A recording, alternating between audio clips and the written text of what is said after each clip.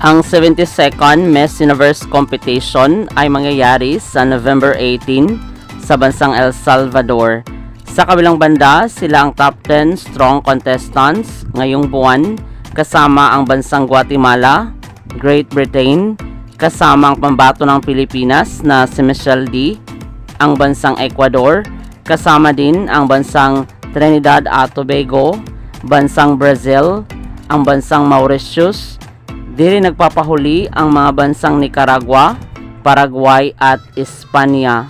Sino kaya ang susunod na Miss Universe 2023?